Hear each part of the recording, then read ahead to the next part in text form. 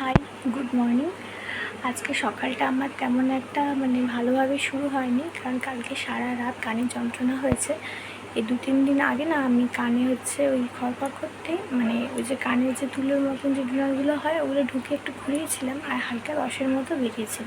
তো সেভাবে সিরিয়াসভাবে নিইনি, তারপরে ব্যথা করতে আর কানে হাত দিইনি। আর কালকে কানে ড্রপ নিয়ে এসেছিলাম, আর কালকে হঠাৎ করে দুপুর থেকে কানটা ব্যথা হয়ে গেছে আর যন্ত্রণা করছে। তখনও সেভাবে কিছু বুঝতে পারিনি। সন্ধেবেলা থেকে ওই খাওয়া দাওয়ার পরে রাত্রে যখন শুয়ে পড়ি তারপর থেকে প্রচণ্ড যন্ত্রণা করছে, সারা রাত আমি জেগে আছি বলতে পারো। আজকে সকালবেলাও এখনও পর্যন্ত ভীষণ যন্ত্রণা করছিল, আর এই কিছুক্ষণ আগে যন্ত্রণাটা একটু কমেছে, কিন্তু ব্যথাটা আছে। সকালে আমাদের এখানে আশেপাশে কোনো ডাক্তার ছিল না কানের, তাই জন্য বিকেলবেলা আমাদের কোলাঘাটে একটা ডক্টর রয়েছে, ভাবছি একবার দেখিয়ে আসবো।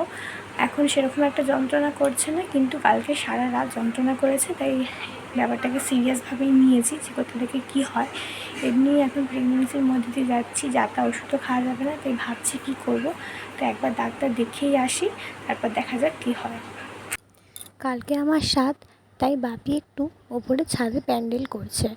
এমনি চেয়ার টেবিল সমস্ত কিছুই বলা রয়েছে, তবে বৃষ্টির জন্য কোথায় খাওয়ানো হবে সেটা এখনও পর্যন্ত ঠিক করা হয়নি।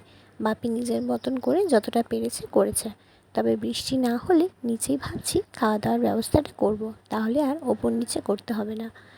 আকাশের অবস্থাটা দেখো, সকাল থেকে বৃষ্টি হচ্ছে, এখন একটু থেমেছে, কিন্তু আবার দেখছি মেঘ করে এসছে, আর হালকা ঝোড়ো হাওয়াও দিচ্ছে। ছুটির দিন না পড়ায় আমার বর কিন্তু বাড়িতে থাকেনি, তাই আমার বাপি নিজের হাতেই সমস্ত বাজারটা করেছে। আমার যেহেতু কোনো ভাই নেই, তাই সবটা বাবাকে একাকেই করতে হচ্ছে। আর চেয়ার টেবিলও চলে এসছে বিকেলবেলায়, আমার মা সেটাই একটু দেখছিল।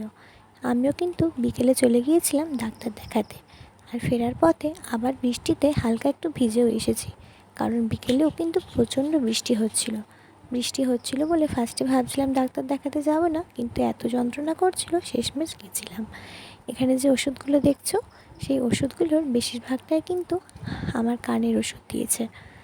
এই যে বার্সটা দেখতে পাচ্ছ আর এই মলমটা, এই দুটো কিন্তু কানে লাগাতে দিয়েছে, আর কিছু ওষুধ খেতেও দিয়েছে। মলমটা লাগানোর পরে কিন্তু কানে ভীষণ যন্ত্রণা হয়, জানি না হয়তো ওষুধের কোনো রিয়াকশান হবে। আর সন্ধেবেলা আমি শুয়েছিলাম, এখানে এত পরিমাণে কানের যন্ত্রণা হচ্ছিল যে আমার কোনো কিছু ভাবারই সময় ছিল না। বাইরে মারা সবাই মিলে আনাজ কাটতে বসে পড়েছিল, আর আমি এখানে চুপচাপ শুয়েছিলাম। এই ভিডিওটা কিন্তু আমার বর আমাকে না বলেই করেছে, তাই ভাবলাম তোমাদের সাথেও শেয়ার করি। আর এটা হচ্ছে আমার বোনঝি, ও আমাকে দেখে আমার মতন করে খেলছিল। এখানে যে স্টুডেন্টগুলোকে দেখছো, ওরা কিন্তু অনেক কাজ করে, ওরাও এসেছিলো বিকেলবেলা একটু হেল্প করার জন্য। আর এখানে আমার শাশুড়িও চলে এসছে, আর আমার ভর তো রয়েছে, সবাই মিলে এখানে আনাজ কাটতে বসেছিল। অনেকক্ষণ শুয়েছিলাম, তারপরে ভাবলাম বাইরে গিয়ে একবার দেখি কি হচ্ছে। স্টুডেন্টগুলো বাড়ি চলে গেছে, আর এখানে আমার মায়েরাই কেবল রয়েছে। আমিও বাইরে এসে একটু সোফায় বসেছিলাম, আর দেখছিলাম অলরেডি প্রায় সবজি কাটা কমপ্লিট, কিছুটা বাকি রয়েছে। তারপরে আমি ওর মুভমেন্ট বোঝার জন্য রুমে চলে এসেছিলাম, আর শুয়ে শুয়ে দেখছিলাম ও কী করছে। এত কষ্টের মাঝেও যখন এই নড়াচড়াটা অনুভব করি, তখন সত্যিই মনটা ভালো হয়ে যায়। আমার স্বাদের ব্লগ দেখতে হলে অবশ্যই আমার চ্যানেলটাকে সাবস্ক্রাইব করতে হবে।